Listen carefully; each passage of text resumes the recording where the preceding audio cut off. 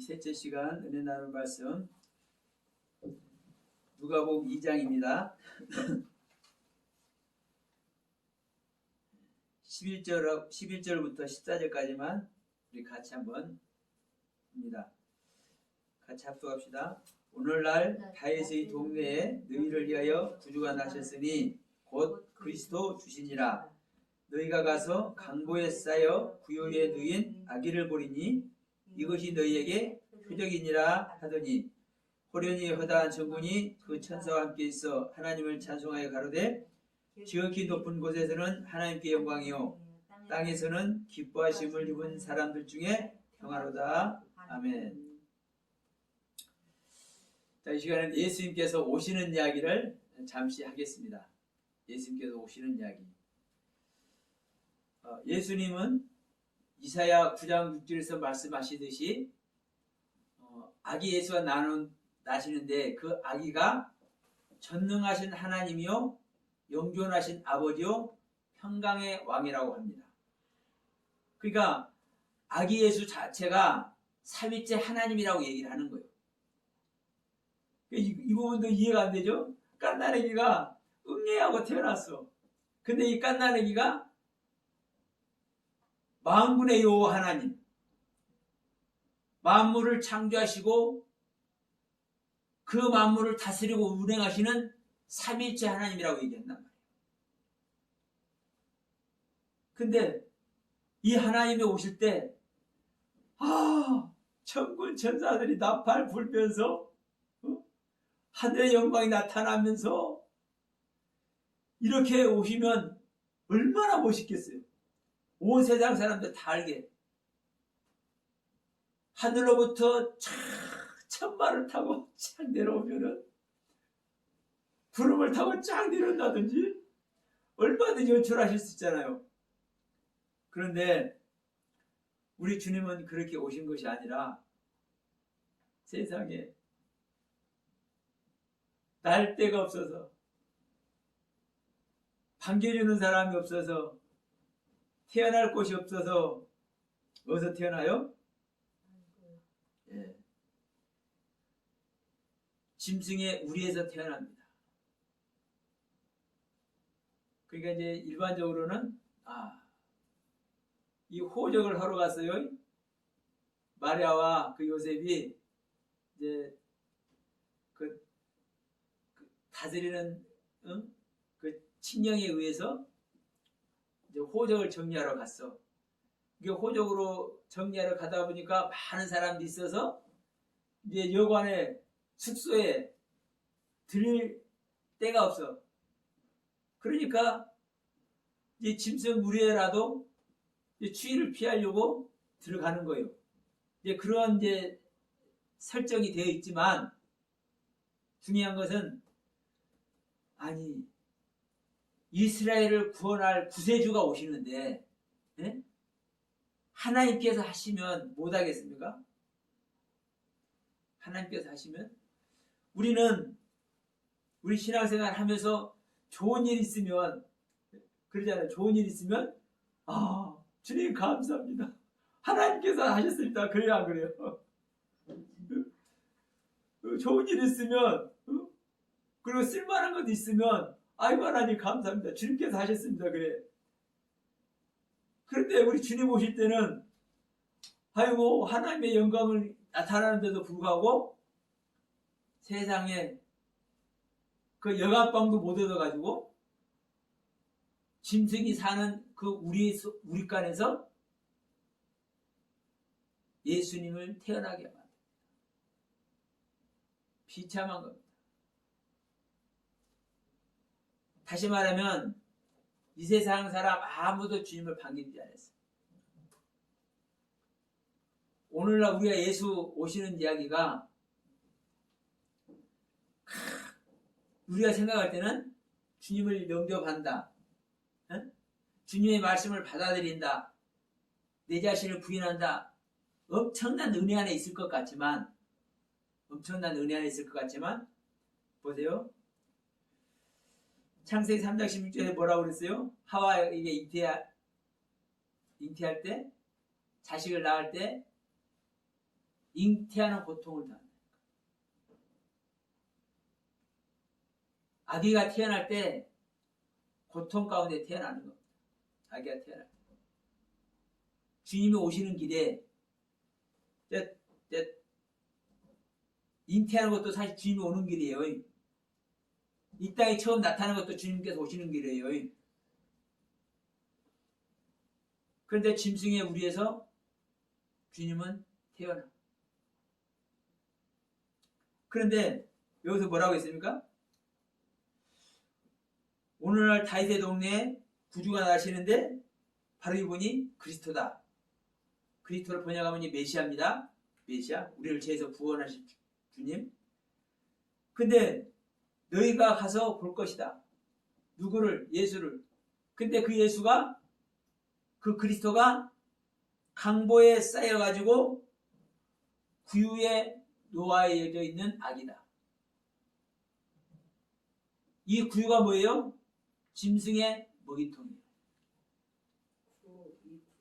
구유. 구유가 짐승의 먹이통. 네. 우리 주님은요, 짐승의 먹이로 왔어요. 짐승의 먹이. 그런데 우리는 동양권이니까 성탄절에 이제 성극을 하잖아요. 그 마리아가 애기 낳는 그 성극하면서 뭐를 많이 만들어라? 예, 말구유를 많이 만들어라. 말구유. 말우리를 많이 만들어라. 네, 동양에서는 짐승하면 이 말이 타고 다니는 그 여행 다니고 그러니까 대표적인 또 짐승의 말이나 소나 외양간, 이게 짐승의 우리 대표적인 우리 간이잖아요. 그러니까 자 말구유라고 하고 말을 많이 만들나 선거할 때도. 그래서 말구유에다 누웠다 이런 표현돼요. 그런데 그렇게 하면 안 돼요. 말우리에서 태어난 게 아니요. 짐승의 우리에서 태어났지. 말우리에서 태어나고 말구유만 놓였으면 말이라는 짐승에게만 먹이러 온 거예요. 주님은. 근데 우리 인간들, 모든 인간들은 말도 있고 호랑이도 있고 기는 것도 있고 나르는 것도 있고 별별 짐승이 다 있는 거예요. 자기를 자랑하는 자는 뭐예요? 꼬리 착착착착 펼치고 공작 얼마나 멋있어요? 꼬리 착착착 피고 확 일어나잖아요. 응? 자기를 자랑하는 것들은 그 공작이에요. 그러니까 수많은 짐승으로 우리 인간들은 사는 거예요. 그래서 짐승이라는 우위, 짐승이라는 구유, 짐승들의 먹이. 문제는 뭐냐면 우리 주님은 짐승들의 먹이가 될 줄로 왔는데 우리들이 짐승인지를 몰라. 나는 짐승이 아니야. 쓸만한 존재고 하나님의 아들이 될 존재고 구원받을 존재이지. 내가 짐승이 되면 주님은 짐승의 먹이로 왔기 때문에 짐승을 먹는 거예요. 근데 내가 짐승이 아니라고 생각하는 자는 먹어요, 안 먹어요? 못 먹는 거예요. 주님의 살과 피를 먹는 존재만. 자, 우리 요한복음 6장이죠? 한번 봅시다.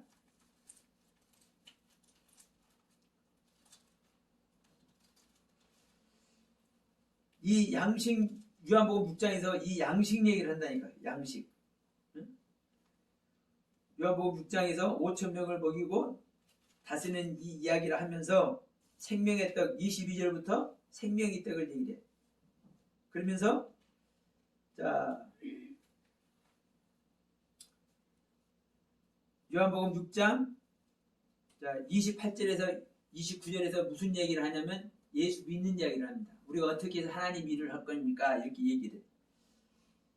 자 27절부터 한번 봅시다.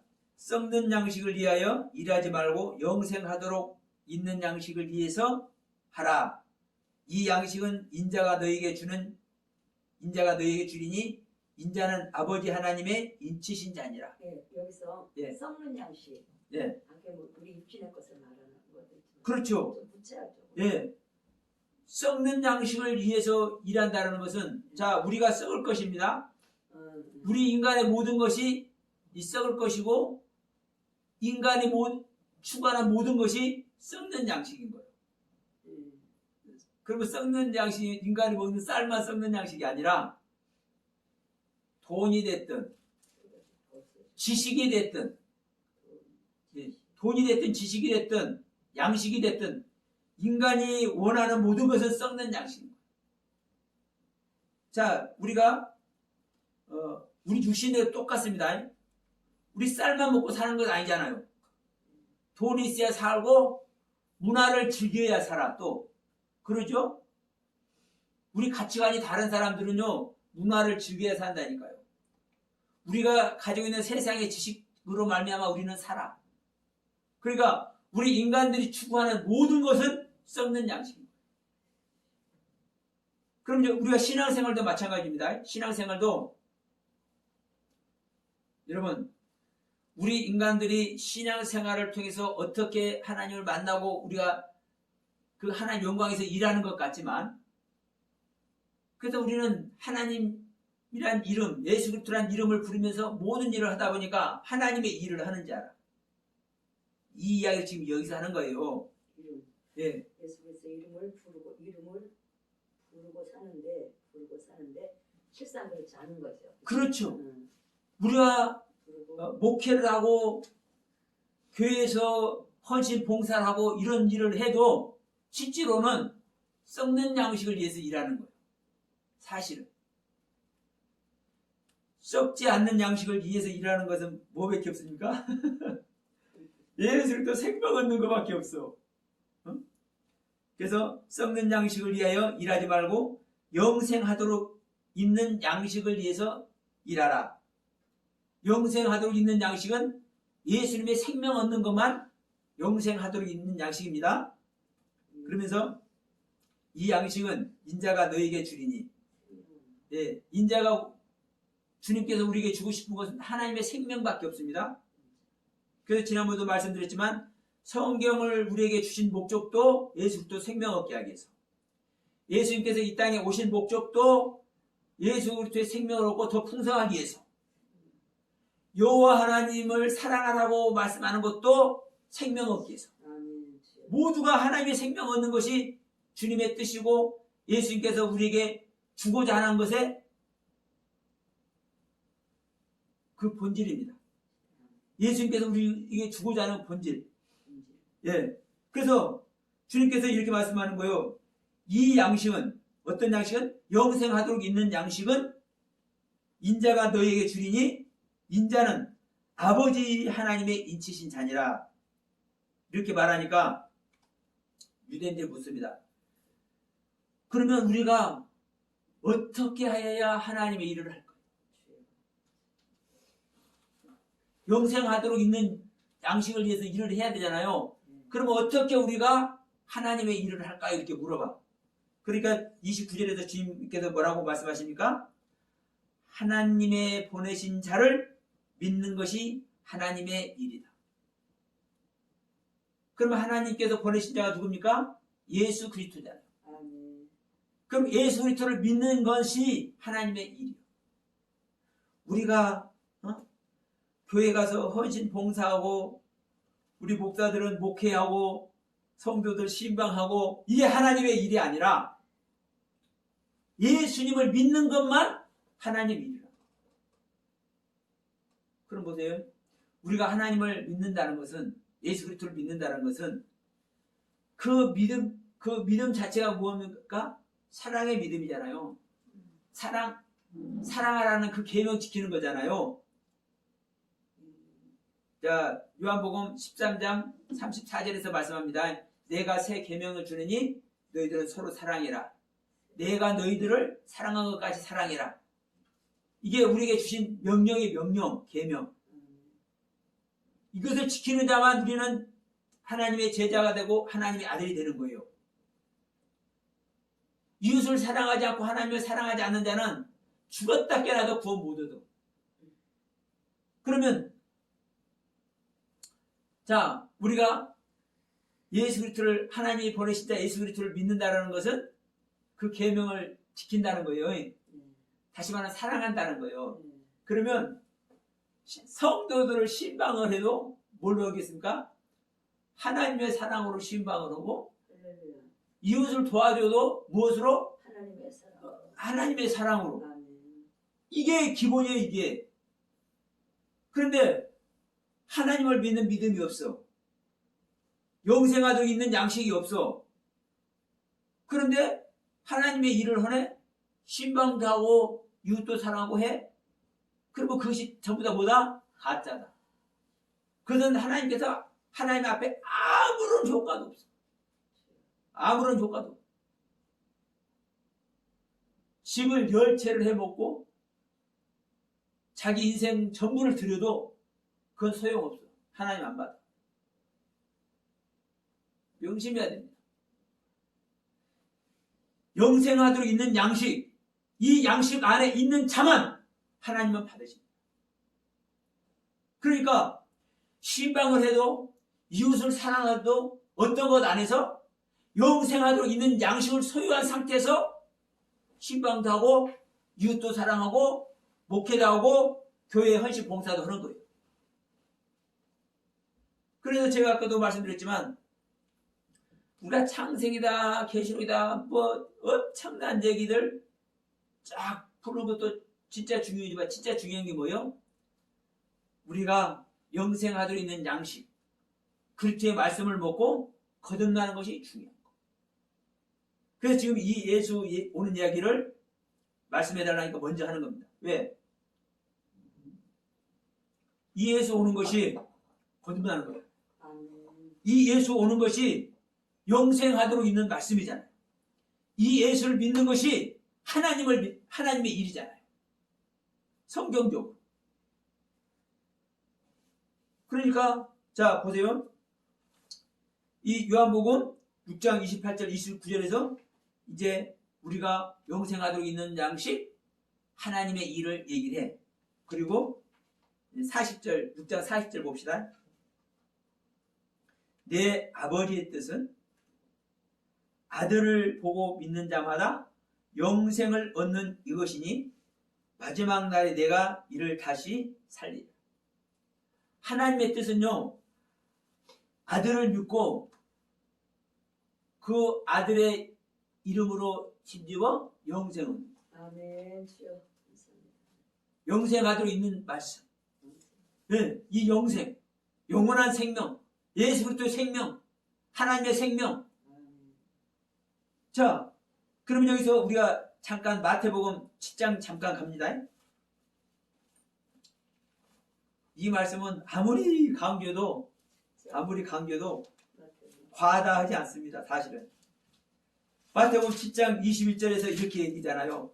나더러 주여 주는 자마다 다 천국에 들어가는 것이 아니라 아버지의 뜻대로 행하는 자야 들어가리라. 근데 문제는 그날에 많은 사람이 나더러 이르되 주여 주여 우리가 주의 이름으로 선지자 노릇하며 주의 이름으로 귀신을 쫓아내며 주의 이름으로 많은 권능을 행치 아니하나이까 하리니 그때 내가 저에게 밝게 말하되 내가 너희를 도무지 알지 못하니 불법을 행한 자애들아 내게서 떠나가려 하리라. 여기서 주여 주여 하는 자는요 말로만 주여 주여 하는 자가 아닙니다. 주여 주여 한다는 것은요 주님의 이름을 제대로 알고 그 주님의 이름을 바르게 깨달아서 그 주님의 이름 앞에 자기의 모든 것을 드리고 있는 존재들이 주여 주여 하는 자들. 그러니까 여기 있는 자들이 자 주님의 이름으로 귀신을 쫓아내고 주님의 이름으로 병든 자를 고치고 선지자 노릇하고 그러잖아요. 그러면 예수님을 잘 못 믿는 자들이 주님의 이름으로 귀신 쫓아냅니까? 예수님 잘 못 믿는 자들이 말씀을 깨달아서 선지자 노릇합니까? 아니잖아요. 정말 예수님 믿어도 특출나게 정말 하나님 마음에 쏙 들도록 예수를 잘 믿어야 하나님께서 능력과 은혜를 주셔서 병든 자도 고치게 하고 귀신도 쫓아내게 하고 말씀도 깨달아서 선지자 노릇도 하게 한다. 그런데 이런 일을 하고 있어도 하나님은 뭐라 하는 거예요? 천국 간다고 안 오는 거예요. 아버지 뜻대로 행하는 자가 천국 가는 거지. 그러니까 우리가 하나님의 능력을 받아서 또 다른 말로 하면 요즘 쓰는 말로 은사를 받아서 네? 능력이다. 응? 자, 우리가 축기도 귀신 들린 사람 축기 기도해서 귀신도 쫓아내고 그러잖아요. 신유 은사도 받고 그러면 이 은사를 많이 행하잖아요. 은사 행하는 데는요 사람들이 미어터져. 그렇더라고요. 응? 은사 행하는 데서 사람들이 미어터져. 그런데 그 은사를 행해도 하나님은 천국 간다고 안 하잖아요. 그 은사를 행해도 천국 가는 것이 아니라 아버지 뜻대로 하는 자가 천국 간다고 하잖아요. 근데 그 아버지 뜻이 뭐라는 거예요? 지금 요한복음 6장 40절에 내 아버지의 뜻은 아들을 보고 믿는 자마다 영생을 얻는 것이다. 영생. 하나님의 생명. 예수 그리스도의 생명. 아버지의 뜻은요. 병 고치고 귀신 쫓아내고 선지자 노릇하고 이 말씀 가르치고 이것도 아버지 뜻이 아니에요. 이런 것들은 하나님의 살아계심을 알게 하는 선물에 불과해요. 선물. 진짜는 뭐냐? 하나님의 생명 받는 거라니까. 그 하나님의 생명 안에는요 모든 것이 다 들어있어. 그러면 이제 무슨 이야기가 되는 겁니까? 은사를 행해도 귀신을 쫓아내고 병든 자를 고쳐도 하나님의 생명 안에서 하는 겁니다. 근데 오늘날은 대부분의 사람들은 말씀 불면도 못하면서 불로불로만 외쳐가지고 은사를 받아. 그런데 그 은사가 여러분 아실 것은 하나님으로부터 오는 은사도 있지만 귀신으로부터 오는 은사도 있고 정말 중요한 얘기입니다. 사실 이 은사를 제대로 오랫동안 하시는 분들의 그 말로가 어떤지는 여러분도 한번 보시면 돼요. 잘 알아요. 네, 잘 알죠? 네. 그러면 그 은사가 하나님께서 주신 은사로 말미암아 제대로 사용되어지고 바른 그 신앙 안에서 형성된 은사라면 갈수록 뭐 해야 돼요? 더 큰 은혜 안에 들어가야 돼요. 그런데 그렇지 않으면 그것이 성령님께로 왔았는지 사단으로 왔았는지 심각하게 고민해야 돼요. 오직 하나님의 뜻은 하나님의 생명 얻어서 영생의 길을 가는 것입니다. 자, 이제 뒤로 이제 살짝 넘겨서 지금 예수님의 생명이 있던 얘기 계속 하는 겁니다. 자, 예수께서 이렇게 말씀합니다. 6장 51절에 나는 하늘로서 내려온 산떡이니 사람이 이 떡을 먹으면 어떤 떡? 나라는 떡. 하늘로서 내려온 살아있는 떡. 이 떡을 먹으면 영생하리. 이 떡은 누구로 하는 거요? 예수님이라는 거예요. 근데 이 예수님은 이 땅에 딱 오시자마자 어디다가 이 예수님을 드렸어요? 뭐라고 했지? 구유. 짐승 구유. 짐승구유라고 했지. 짐승의 구유.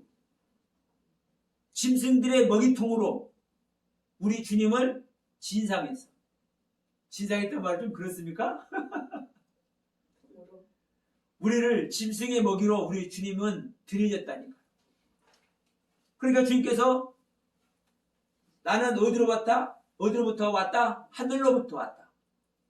근데 이 하늘로부터 온 나는 너희들을 다스리고 너희들을 인도하는 그 지도자로 온 것이 아니라 너희들을 먹이러 왔다.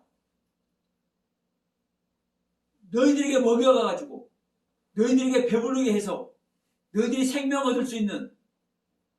그 양식으로 나는 왔다.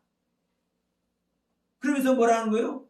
나의 줄떡은 곧 세상의 생명을 위한 내 살이로다 하시고. 그러니까 유대인들이 이 말을 듣고 주님을 먹으라 했는데 주님의 살이 떡이라고 얘기를 하는 거예요. 그러니까 유대인들이 뭐라고 해요? 서로 다투어서 가로되 사람이 어찌 제 살을 우리에게 먹여줄 수 있냐. 서목사가 지금 나를 위해서 양식을 준다며. 그럼 서목사 살이 양식이라며. 그러니까 야, 서목사 거짓 부르지 마라. 서목사 살을 우리가 어떻게 먹어? 지금 이 얘기하는 거예요. 주님께서 나는 하늘로부터 온 생명의 양식이다. 산떡이다. 이 떡은 내 살이다. 그러니까 자기 살을 먹으라고 한 거잖아요. 그러니까 유대인들이 당연히 반문하죠.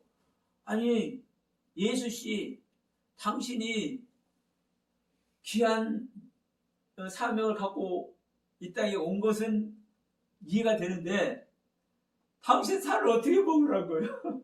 내가 식인종이라는 거요? 이 소리 하는 거잖아요. 응? 식인종도 아니고 어떻게 살을 먹냐 이 말이요. 그러니까 자 보세요. 예수께서 말씀하시되 내가 요한복음 6장 53절입니다. 예수께서 말씀하시되 내가 진실로 진실로 너희에게 이르노니 인자의 살을 먹지 아니하고 인자의 피를 마시지 아니하면 너희 속에 생명이 없느니라. 내 살을 먹고 내 피를 마시는 자는 영생을 가졌고 마지막 날에 내가 그를 다시 살리리니 내 살은 참된 양식이요 내 피는 참된 음료로다. 예수님의 살과 피를 먹으라는 거예요. 왜? 예수님은 우리 짐승들의 먹이로 이 땅에 오셨기 때문에. 그런데 문제는 뭐냐면 우리 인간들이 생각하는 살과 피를 우리가 먹을 수 있어요? 없어요? 다 말씀이라니까요. 예수님 육체 자신이 예수님 살 자체가 말씀의 육신이 되어서 오셨다고 했잖아요. 예수님의 하나님의 말씀이 예수님의 살이라니까요. 네? 그러면 예수의 살과 피를 먹으라는 것은 하나님의 말씀을 먹으라는 거예요. 이것이 이리 붙이고 저리 붙이는 얘기 아닙니다. 이게 원문 단어를 보면은요, 이 로고스라는 단어로 모든 것이 다 귀결돼요. 네. 로고스라는 단어로 이 말씀 얘기가. 그러면 이 살도 그래요. 이 빠사르란 히브리어로 빠사르라는 단어는 복음이요, 복음. 사르. 네. 육체, 복음, 빠사르. 네. 그런데 우리가 이 육체가 복음이라고 하면 이상하잖아요. 뭐 육체는 뭐밖에 없어? 죄밖에 없는데. 그러니까 이게 사실 공부할 것이 많아요. 자, 이 부분만 생각합시다. 성경 전체는 하나님의 말씀 이야기입니다. 예수님의 살도 말씀이 예수님의 살이라고 얘기를 해요. 예수님의 피는 뭐였습니까? 예수님의 생명이죠. 그러니까 우리는 예수 그리스도의 생명을 먹고 마심으로 말미암아 그 생명이 우리 안에 유입이 되어서 진정한 또 하나님의 시존이 탄생하는 거예요. 중요한 것은. 자, 문제는 이런 부분들이 이해가 안 되니까 유대인들이 반문했던 것 같이 이런 부분을 설명을 못하면은 성도들에게 이야기가 돼요, 안 돼요? 안 되는 거죠. 자, 이 짐승 얘기만 하더라도 시편 말씀 한번 갑니다.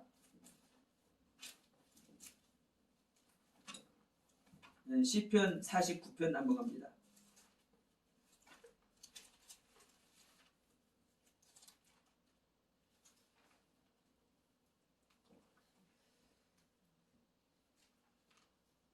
시편 49편 12절하고 20절하고 똑같은 말인데 한번 봅시다.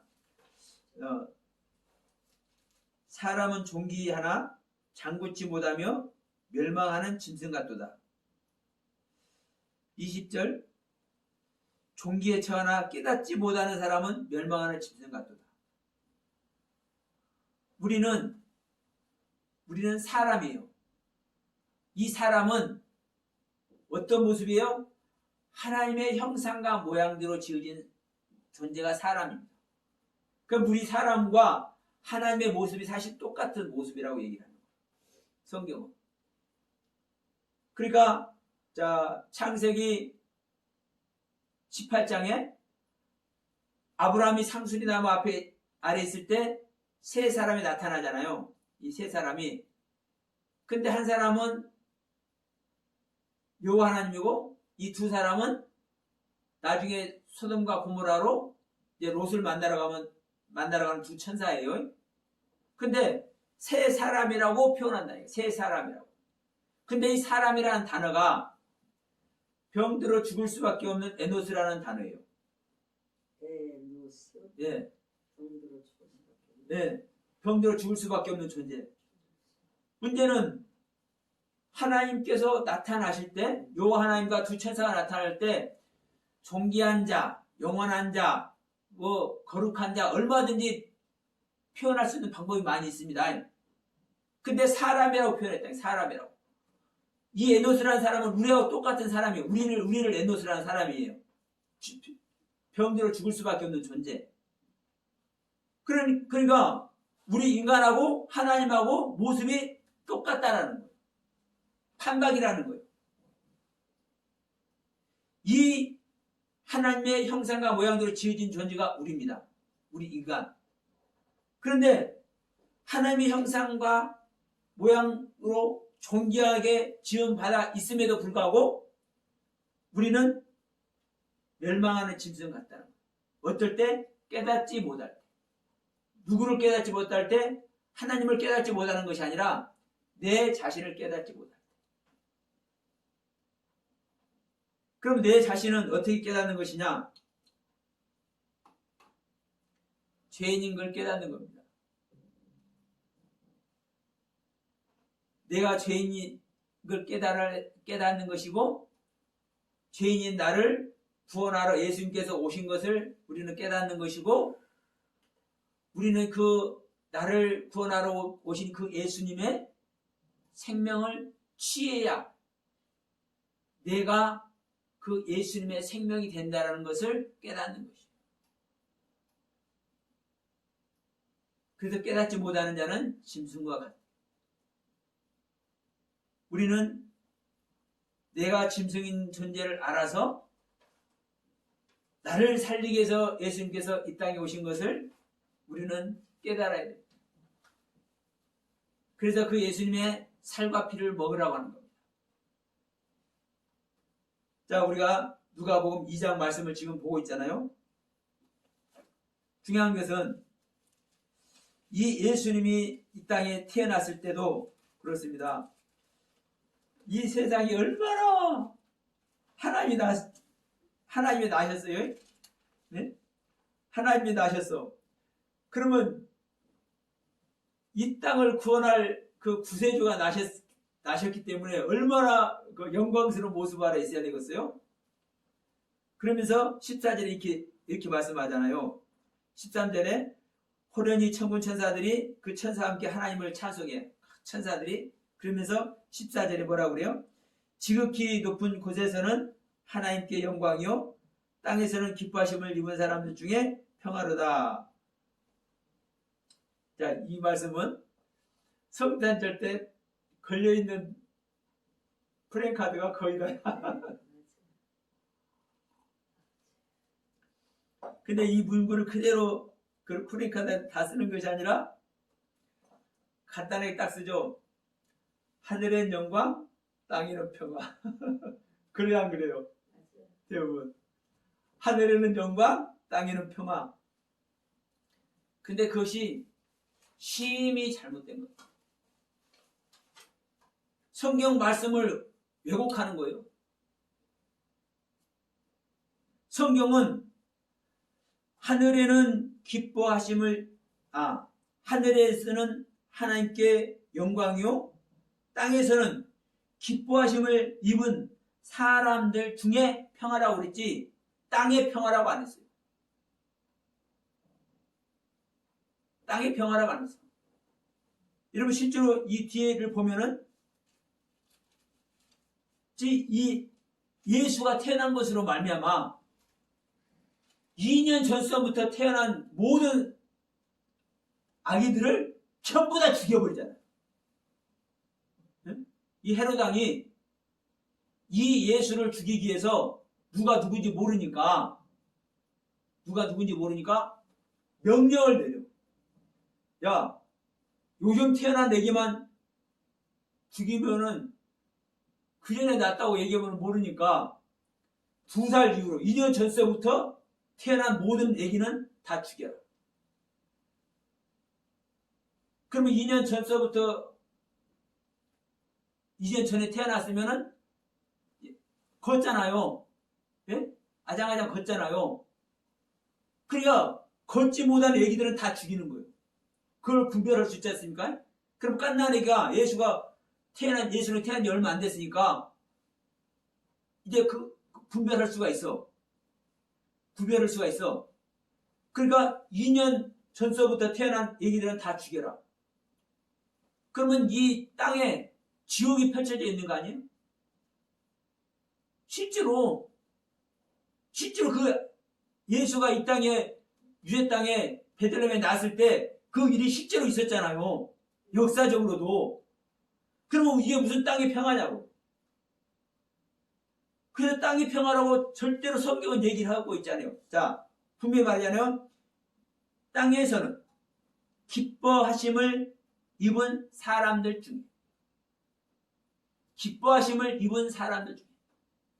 다시 말하면 기뻐하심을 입은 사람은 누구만 기뻐하심을 입은 사람입니까? 그리스도의 영접. 네. 그리스도를 영접해서 하나님의 뜻 안에 있는 자만 기쁨 아래 있는 거예요.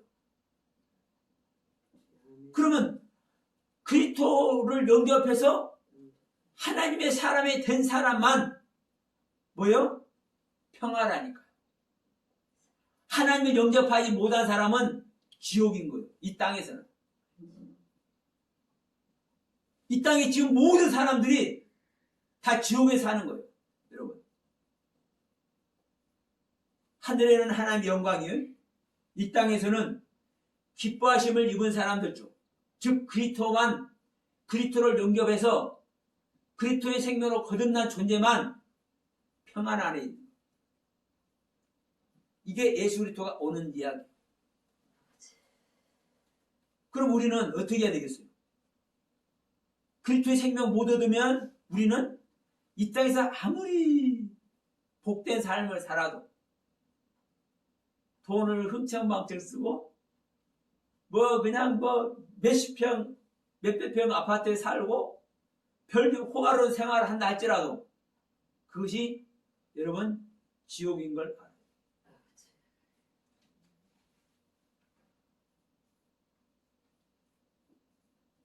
우리는